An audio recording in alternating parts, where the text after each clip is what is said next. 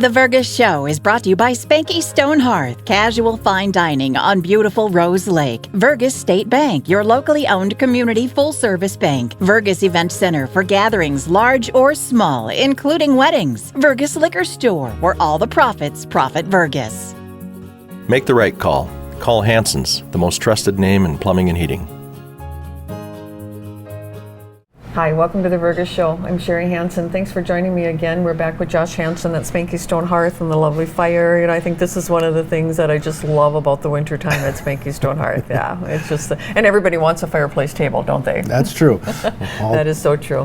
Josh, we were talking on the previous segment a little bit about that you're going to be making a transition. Thank you for letting us know, kind of how you grew up as an entrepreneur and figuring out some of those things. We were talking about some of the highs of the restaurant, but I'm sure there were some lows too. Yeah. I mean, as business or life, there's going to be highs and lows. I guess how I look at it is how you address those and how you move forward from them. The fire was probably the biggest low, but there was also a silver lining in that. We can look back now. It was devastating when it happened. Oh, it was at the time. Your livelihood is gone in front of you, but. Well, and I think as a family member, it was more than just your business going down. It was a place where we gather. It was a place where our family met. Right. And you had, and when you stop and think of the number of hours that you put into the restaurant, you probably spent more time in this building than you did anywhere. And so when that fire happened, obviously, but rising above the ashes, that's all I can think, is because you definitely did. Yeah, we did, and there was a lot of community support, and even more so, like Sherry, my mom mentioned, a lot of family support too.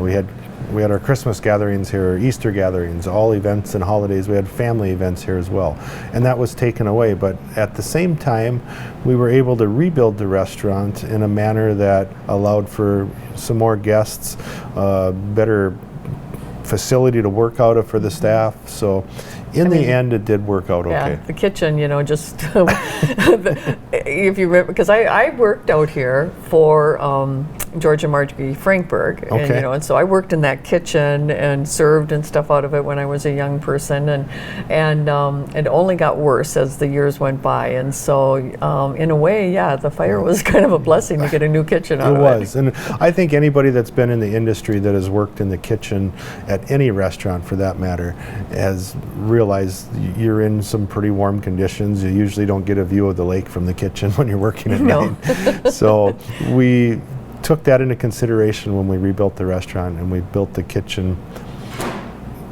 much larger than we probably needed to, but it's paid off some pretty good dividends in the meantime by being able to create a lot more dishes back there. You're not working on top of each other. Right. We have a great air conditioning, makeup air system, so it's as comfortable as it can be. That sounds great. And anything else you can think of? Obviously that was a low, but I mean, just struggles. I mean, through COVID. Tell me about. That was a mess for the hospitality industry, particularly, all people in general. But being able to, or I should say, not being able to serve your guests is a tough thing to swallow. So we were mandated by different regulations through different agencies to close, and then we tried serving to-go food, which probably isn't the best Spanky's experience that you can have with the to-go food. So you'd like to have the experience in the restaurant, but that's behind us as well. And the good thing that came out of that was a food truck. Yes, so we decided to buy a food truck as soon as the pandemic hit, and that worked out well, and the food truck is still running and operating, and that's a very good venture it has been a very good venture for myself, and will be for those new members as well that are buying the restaurant. Yeah. May 1st. All right, it's looming on us. Yeah. I'm sure there's highs and lows every time you think of that too. Yeah, but tell the people a little bit about what your role is going to be after May 1st with the restaurant. Okay. Well, I just want to let everyone know that this is a great experience for myself and these new owners to take over. So there's no hard feelings, there's no ill wishes. I mean, this is a good thing for Spanky's to.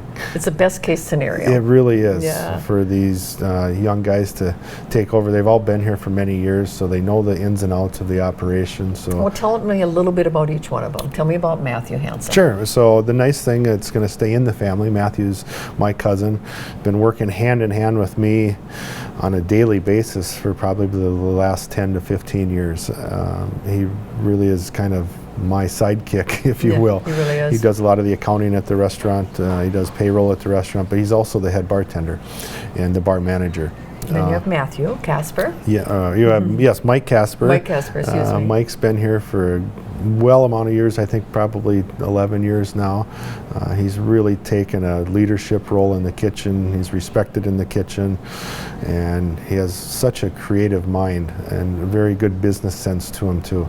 So, and then Jared, who is the front of the house, I'm sure everyone recognizes Jared when you come in. He's the mastermind at being able to get all of the guests in here on a nightly basis.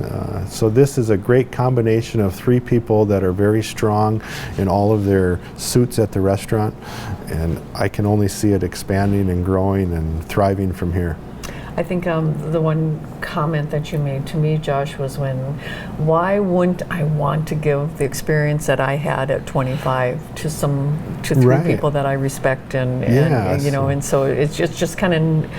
It's as a mom, it's just makes me very proud that you recognize that, Yeah. but the thing of it is you're not going anywhere. Are Not you? really, no. So I'm going back on the payroll is what I'm going to do. There you go. You're going to be working for somebody. Yes. So I guess I'm going to have to fill out time off request forms moving forward. But I still am young enough where I'm fortunately able to work in this industry. I think it would be beneficial to have myself around for a little bit longer. And I'm hoping to continue to do what I do, just not in the capacity that I have over the last 19 years. Right. You'll still be cooking. Absolutely, Yeah, and still be able to have a beer and visit with some of the customers For sure. and stuff like Yeah, that. So that won't change. And I think just anytime a transition happens, just having the previous owner on site all the time, just with a random question that comes up Sure. or anything like that, is going to be it's just going to help them do that much better. They're Yeah, going to and- succeed because of And that. that just shows that, I mean, we're committed to the new staff taking over, the new owners as well. So I'm not going to be going anywhere for the near future. The goal is probably to work 3 to 5 years. Like I said, not at this capacity that I have been the last 19, but still be a big role of the restaurant. Right. Well, so we know that you're still going to be a big role at the restaurant, but what else are you going to do to fill your time, Josh? Oh, there's some ventures on the horizon for sure. Obviously, we have a family at home with 2 boys and a wife, so there's going to be a lot more family time, maybe some baseball games to take in. I'm not going to be here on a nightly basis, so. Does that mean that some of our family gatherings you're going to actually be at? Well, let's hope so. I hope so too. Yeah. And then you have some, things going on in the city of Vergus too. I know you're Yes. committed there. We're and doing so- some different developments and trying to help the general area and the city of Vergus grow. I grew up in Vergus, so I have a little homage to there. You are such a supporter of the community of Vergus, Josh, and as I wear different hats in the community, and from that aspect, I just want to thank you for all your contributions that Oh, you have made, sure. not only community club, but through the city, and you've just always been a huge supporter of anything that's going on through your business, and as your mom, I just can't tell you how proud I am. Oh, thank you. So this is going to be interesting. What am I going to do on my Saturday night? But no, I think there'll be an application for you at the restaurant you too. think I'll be able to apply? Right, yeah. So I'm just really happy. I thank you for all that Spanky's has done. And I think the customers that have supported you, I think that's been huge. Yeah, as a business owner in the area, you recognize smaller towns need different avenues to thrive, and it's part of your responsibility as a business owner to oversee the community and watch the community thrive. And my goodness, the amount of guests that we've been able to reach out to and get to know over the years, that's just amazing to be able to walk into a room and talk with people and learn about their stories too. So I'm just so grateful for the guests and the staff that I've had over the last 20 years. It's been a great journey, and it's going to continue. For sure. You have a good day in Burgess.